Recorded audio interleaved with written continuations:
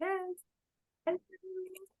Hi, everyone, to this wonderful sacred conversation. We're going to turn about imperfection and not only in art, but in life. And of course, every time we do this, every week, we start imperfectly. Something doesn't. Every time. Every time. So it's so we decide we might do like at the movies, take 5, 4, 3, 2. We're off. Yep. Oh, goodness. So, coordinating things here. So welcome to this one. And as I said, we're talking about imperfections. And please leave comments, and whether you're on live, YouTube, replay, because this is what it's all about, creating the conversations. And that's why we've called it Art Jam for Healing, because we both realize that it's a powerful way of being creative, which way that is for you, to help you heal. And I've only just really found that out recently, for me, actually doing art, painting, creating. But you can do it anyway, knitting, crocheting, things like that. So let's talk about imperfections. Imperfections or perfectionism, right? That's right. That's right. That nasty beast that can show up in all kinds of ways and stop you from doing anything. That's I'm so guilty of that. That is so me. So me. And look, me too. And I think it is another way of putting it, perfection. We should have put perfectionism. But imperfection can also stop you too. That's what I've been finding, that it's not perfect. It's imperfect. And I don't know if you've seen this, and I find it a little bit twee now that I'm in a different space. You know how they put I apostrophe am perfect, so I'm perfect, so you can turn the word imperfect around.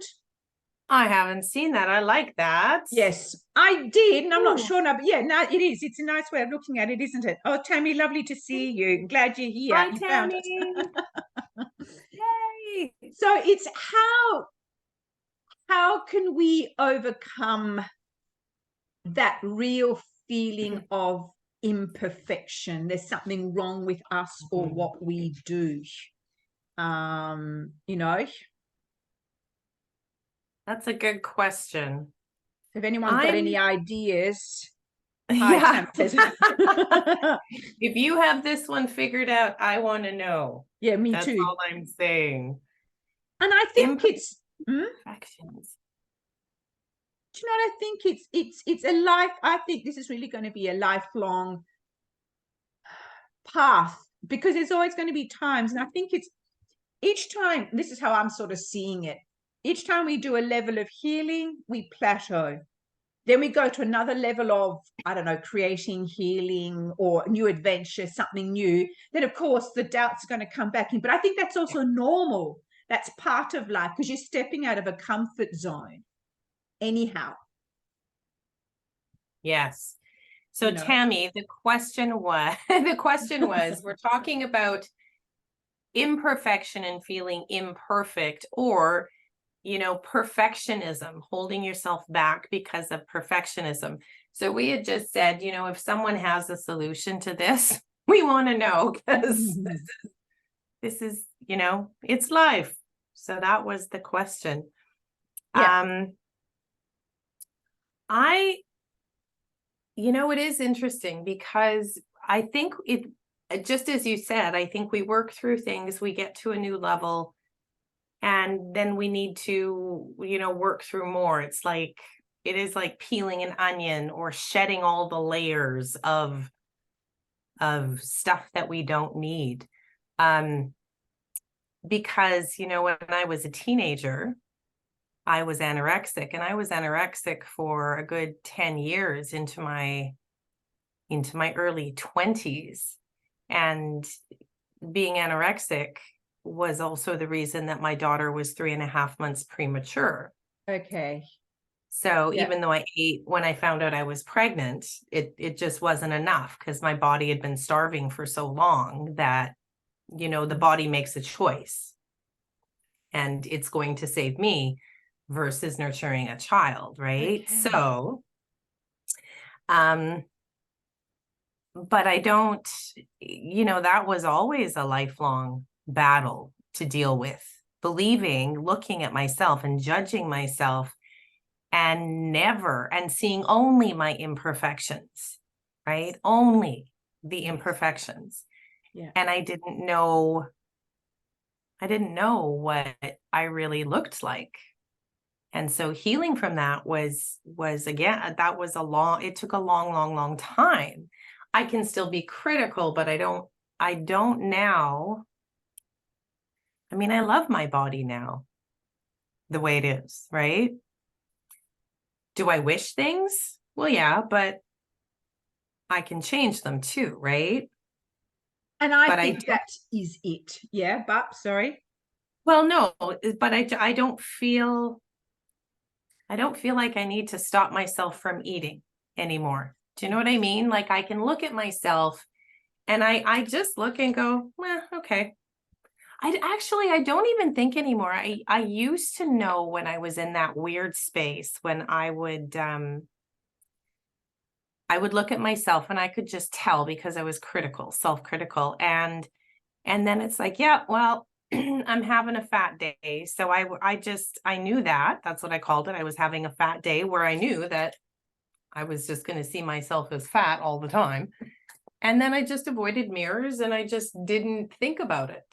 I don't even do that anymore. Do you know what I think that's a really good point is, now this is what the psychologist taught me with the trauma, is that you learn to manage it. You put things into place to support yourself. So, as you said, you're going to have a fat day. For me now, having just come through the bout of depression, if and when I go there again, I now know.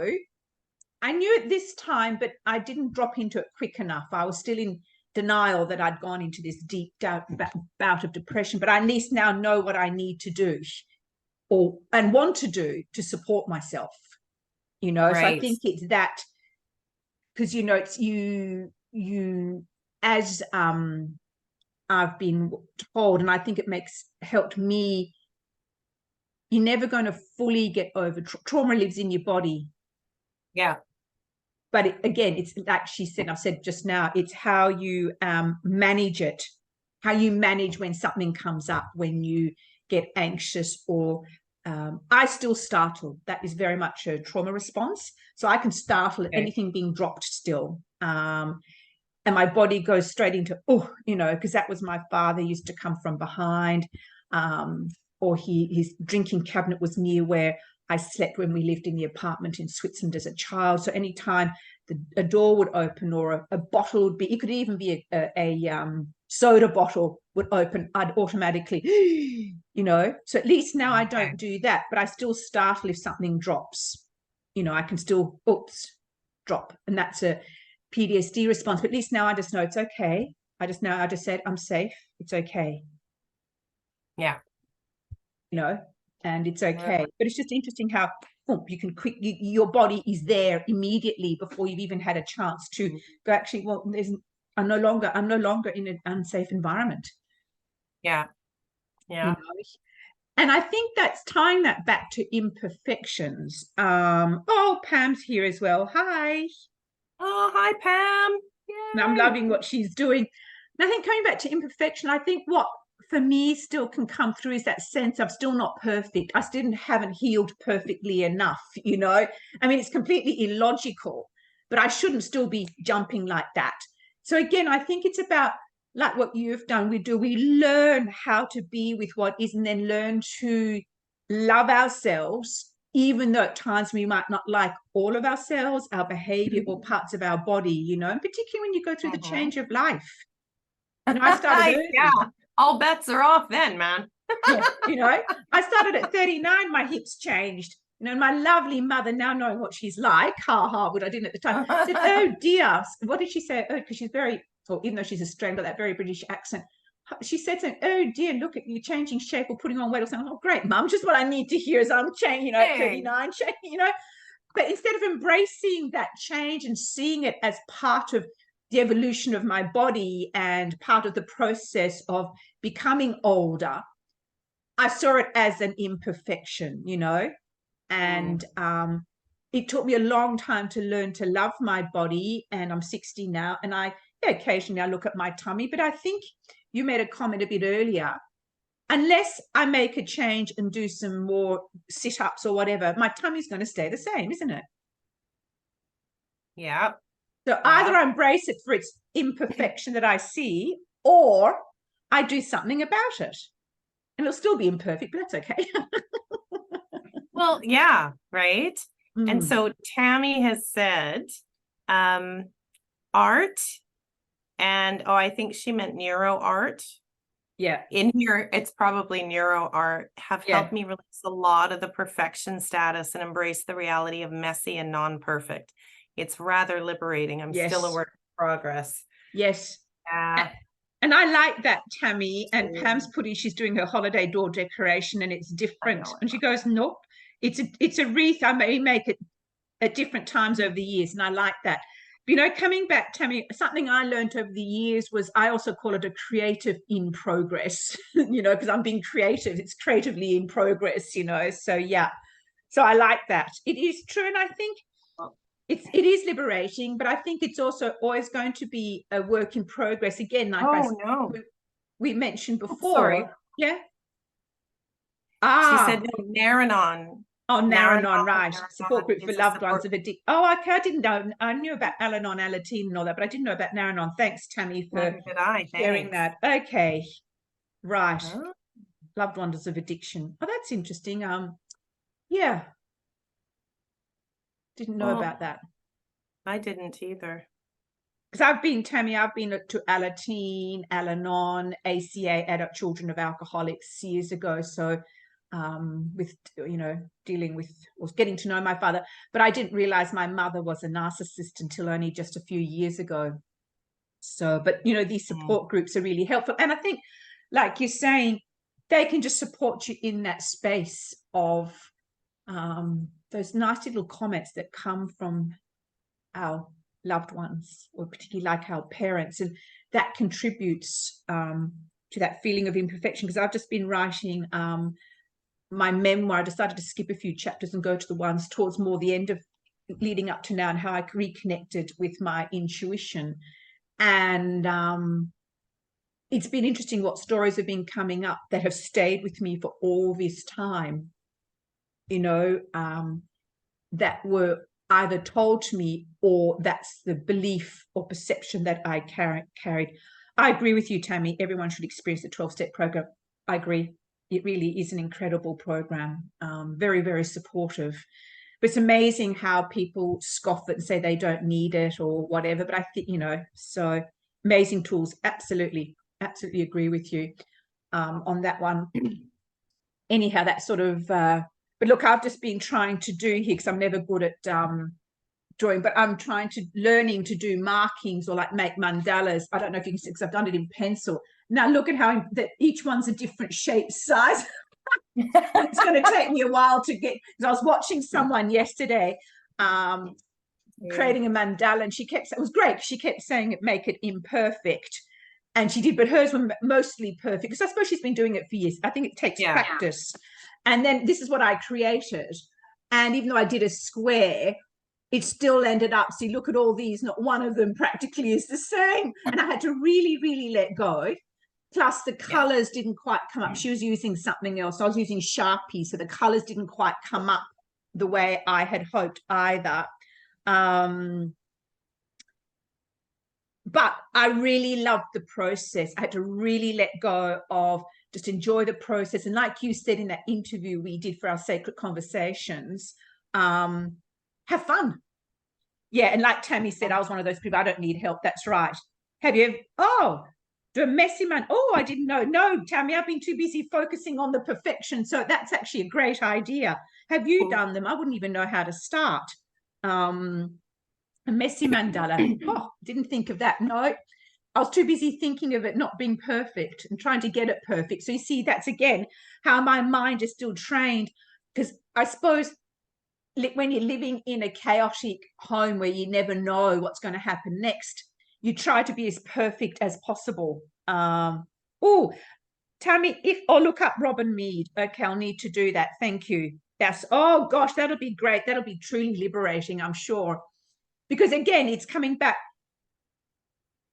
if I was the perfect daughter, it would Mhm. stop dad drinking. If I was the perfect daughter, it would stop Yeah. something or other. If I was the perfect daughter, mum and dad might love each other, something like that, you know. She introduced you to the messy Mandela. Okay, I'll go and look that up. Thank you. That's great. Oh, goody. And actually now, Tammy, through Rodine, I'm learning to have fun exploring new things without worrying about how's it going to look, be, whatever. So that's lovely. Thank you. Okay, that'd be great. And Pam says she's made mandalas by metal stamping. Oh, And she said then you can wreck it with a hammer. whack it with a hammer. Oh, my goodness. This is why I love these Whack it conversations. with Whack it with a hammer. Oh, that might be That's great if you're feeling cool. like annoyed. Ooh. Oh, lovely. By metal stamping. Okay. There's so much wonderful stuff to learn and do and explore, because if you remain in that tightness, this is how I see it. I remained in this, I call it like this. My body was so contracted in that tightness. You don't know how to just soften, to explore, to go out there and do different things. And then, yeah, so how have you found doing that, like with your art, Rod, with doing your what is it, nights, I've just gone, your lights, My northern lights. auroras, Yes. they're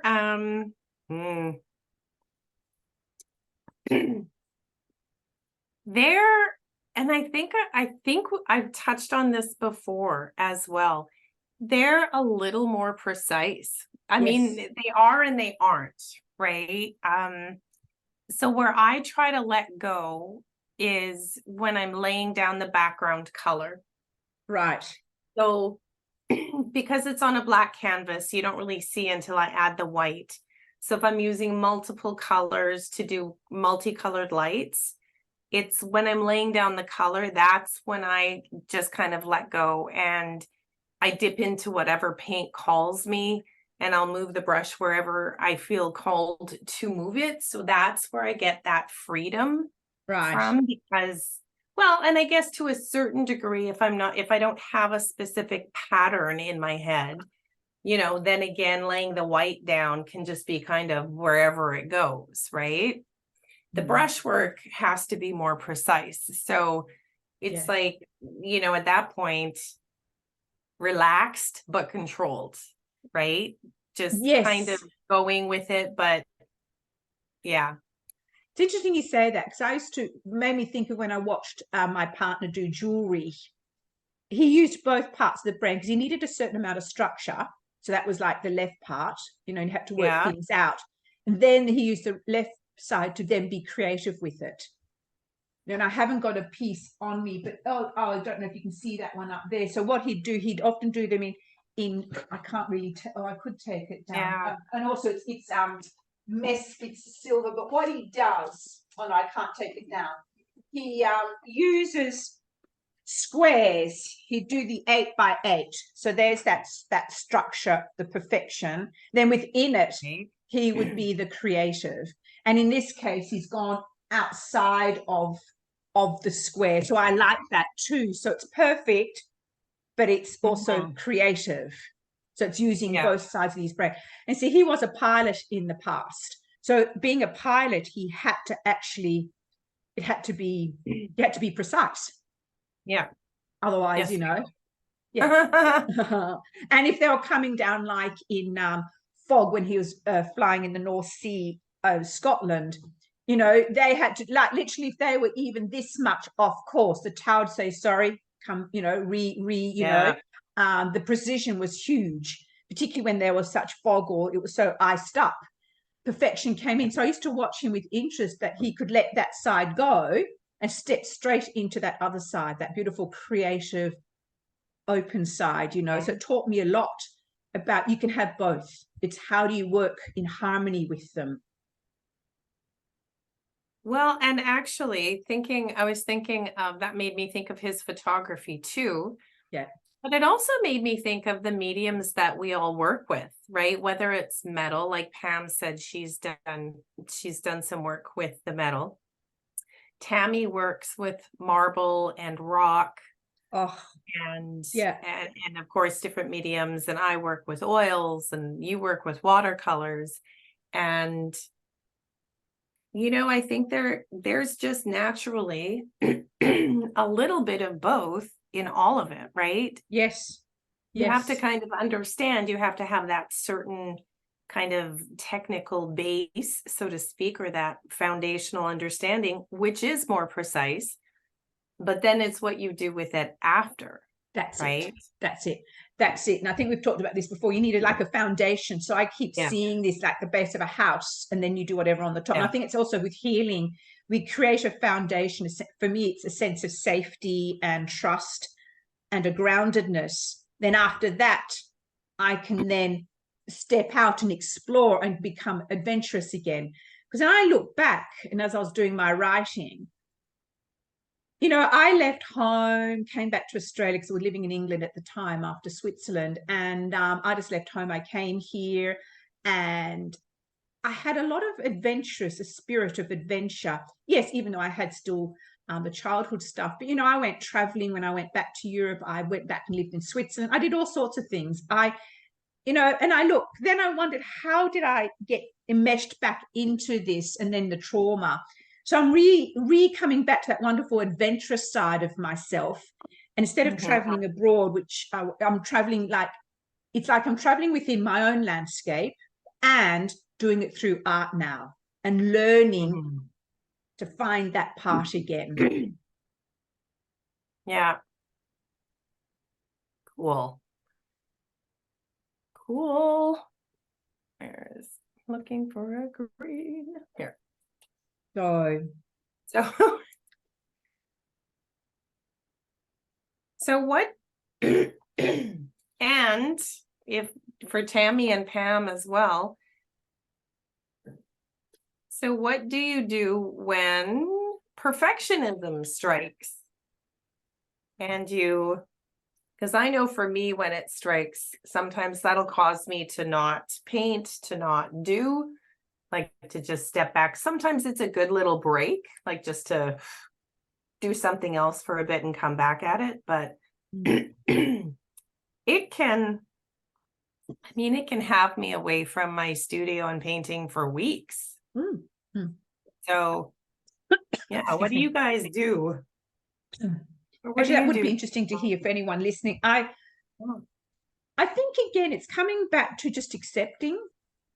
Something I learned through meditation when I was taught years ago by our teacher was you acknowledge what you're feeling or what's happening, accept and just be with it. So it's just accepting this is how it is now and trusting it will come back. Pam says, I created the Crafter's Creed, and it goes like this: perfect is not allowed. Perfect. I love it. That's right. That's perfect is not allowed. I love it. That's right. It's like with anything in life, it's just accepting this is where you are right now, and that can be really difficult to do.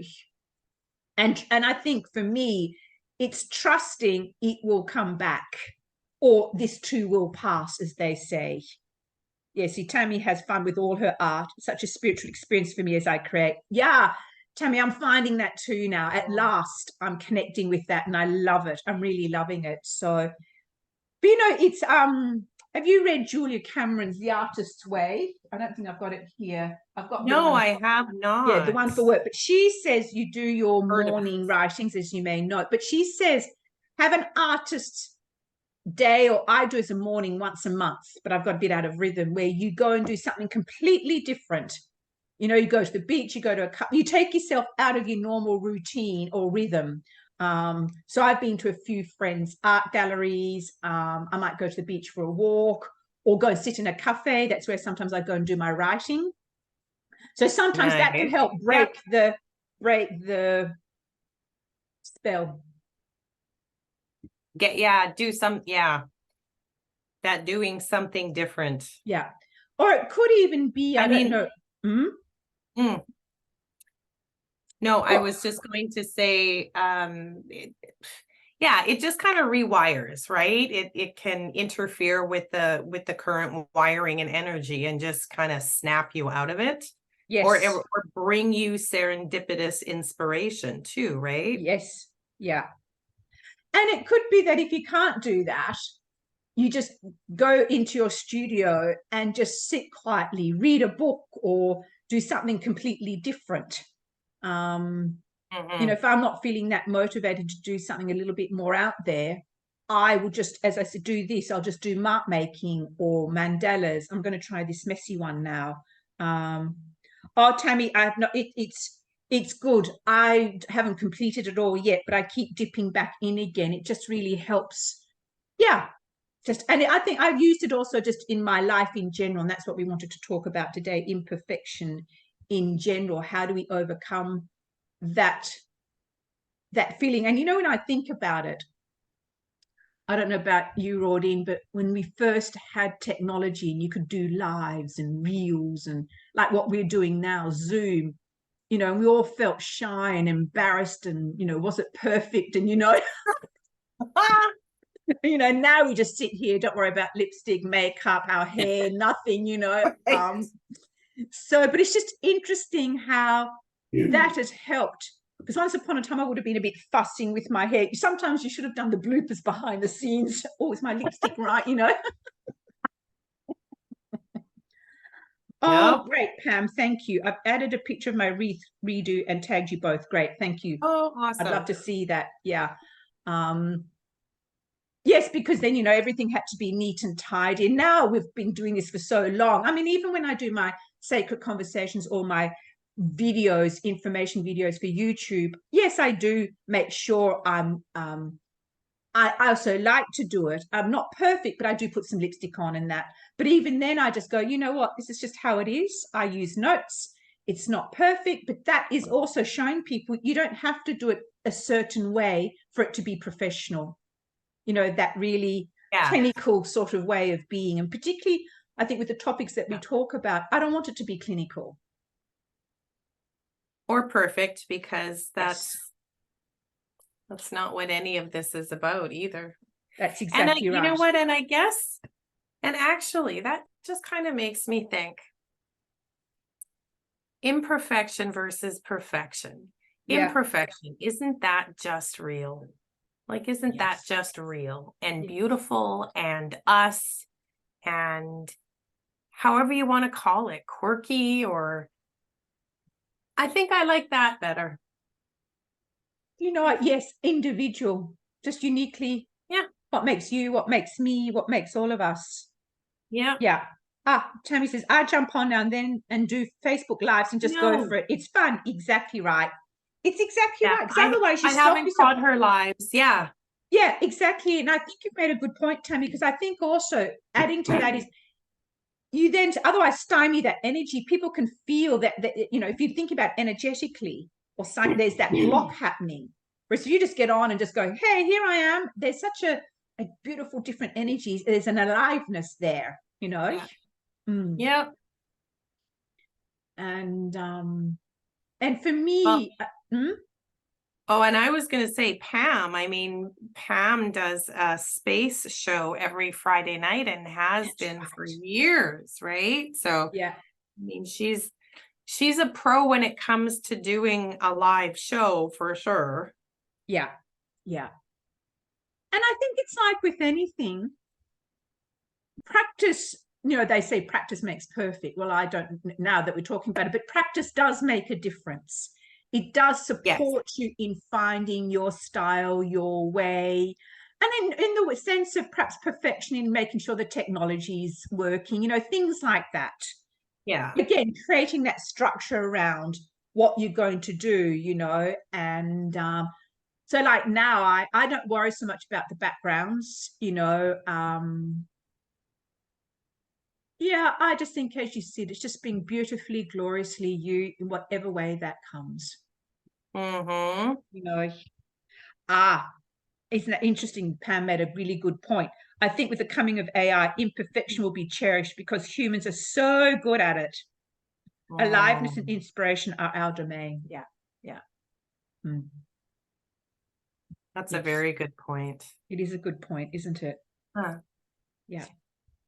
And I agree with you, Pam, imperfection and naturalness and just being ordinary in that sense of just being who we are. Yeah. Just naturally, you know. So, oh, I always love our conversations. I do too. It's so lovely that we have guests today chatting too. It is. That's awesome. Makes a nice difference. And again, this is the perfection of technology, that you and I can be talking and we can be seeing what people are writing. I love that, you know, love it. So Yeah. is there anything else you'd like to say as we sort of come towards the end of our show? I can't think of anything. No, anyone who's watching got anything else they'd like to add? Anybody? Hmm. I've had my eyes down painting. I feel bad because I'm actually painting, but then my head's down half the time. But I mean, this is why we called it, I know, this is why we called it Art Jam for Healing, because I feel the same. But again, this is part of it, is that we are creating art, you know. Thank you, Tammy. She said, I've enjoyed this. You're welcome, Tammy, and thank you for being with us and participating. It makes such a difference. Yeah. All right. Well, thank you, everyone, again. And thanks for joining, Pam, Tammy. Yep. So and we'll be doing it next week as well. And then we'll decide what we're going to do over Christmas, New Year. Oh, yes. I'm slapping watercolor on paper. There you go. I love that, slapping it on. And actually, that's what my partner used to say, because his artwork was big and he just used to go, you know, so I'm learning to flick and slap and do things like that. Not quite there yet. Really, though, yeah. I have another, I guess it's a 5 foot by 5 foot canvas. And part of me wants to like really do abstract because I haven't. Yes. And so just give myself permission to choose a color palette and then just play and see. Yes. That scares the living poop out of me. You see, isn't that interesting? Whereas I'm the opposite. Yeah. But you know what I've also done? And again, we carry, I've started love using my hands, you know, and if I've got paint left over, putting my finger. This one behind, I used my hands to do that one. Yeah. Oh, and I love it. You know, there's a very different energy. Oh, Tammy's going, do it. See, there you go, Rodine. Yeah, see? We're going to do it. Actually, let's be accountability buddies and do it. But see, I love that one because for me, it has a whole different energy of freedom. It's very different. Very different. It's beautiful. Yeah. I love it. And I loved doing it too. And that other one up here as well. Okay. I used my hands to do that. And it was fabulous. And now I'm like, they told me that much. And I'm like, okay, now what? Yeah, I don't know. Allow it to come and be imperfectly perfect. Yes. Nice, yes. Tammy. This is what Pam said. I tend to make things and not worry so much about anything these days. Yeah. Oh, and Tammy's going, yes, listen to your heart. Exactly right. I think that's what it comes back to, listening to our heart versus our mind and ego. That's a lovely way to end. So thank you, everyone. That was beautiful. Remember, let's start listening to our hearts. They will always guide us where we need to go. Lots of love. Thank you. And see you potentially next week. Bye. Bye.